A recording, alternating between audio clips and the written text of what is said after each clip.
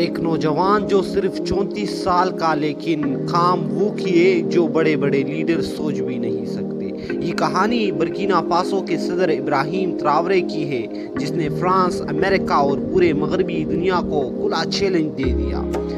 ابراہیم تراورے کون ہے، آئے جانتے ہیں اس ویڈیو میں۔ ابراہیم تراورے 1988 میں برکینا فاسو کے ایک عام گھرانے میں پیدا ہوئے۔ ایک ذہین طالب علم، ایک محب وطن نوجوان اور ایک دلیر فوجی افسر، اس نے ملک کی فوج میں شمولیت اختیار کی اور جلد ہی اپنے کردار سے سب کو متاثر کیا۔ 2022 میں برکینا فاسو بدامنی کا شکار تھا۔ دہشت گرد گروہ، کرپشن اور فرانس کا بڑھتا ہوا اثر، سب کچھ عوام کو بیزار کر رہا تھا۔ اس دوران ابراہیم تراورے نے ایک فوج کی قیادت کی اور صرف 34 سال کی عمر میں ملک کا صدر بن گیا۔ لیکن یہ صرف اقتدار کی بات نہیں تھی، یہ آزادی کی جنگ تھی۔ صدر بنتے ہی تراورے نے اعلان کیا، برکینا فاسو کسی کا غلام نہیں رہے گا۔ اس نے فرانس سے کہا کہ ان کے فوجی ہمارے ملک سے باہر نکل جائے۔ فرانسیسی سفیر کو باہر نکالا گیا، فرانس کے فوجی اڈے بند کر دیے گئے۔ یہ وہ کام تھا جو افریقی لیڈر صرف تقریروں میں کرتے تھے، تراورے نے کر دکھایا۔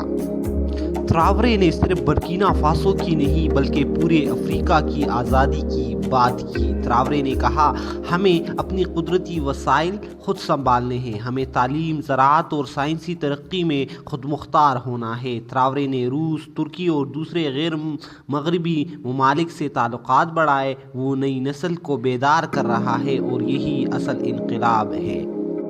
لیکن مغربی طاقتیں خاموش نہیں بیٹھی۔ امریکہ اور فرانس نے پروپیگنڈا شروع کیا۔ کہا گیا کہ تراورے جمہوریت کا دشمن ہے، لیکن عوام نے تراورے کا ساتھ دیا۔ وہ نوجوان جس کے ہاتھ میں بندوق تھی، اب وہ قوم کو آزادی کا خواب دکھا رہا ہے۔ ابراہیم تراورے آج بھی خطرات میں گرا ہوا ہے، لیکن اس کی آنکھوں میں عزم ہے، دل میں حوصلہ اور زبان پر سچ۔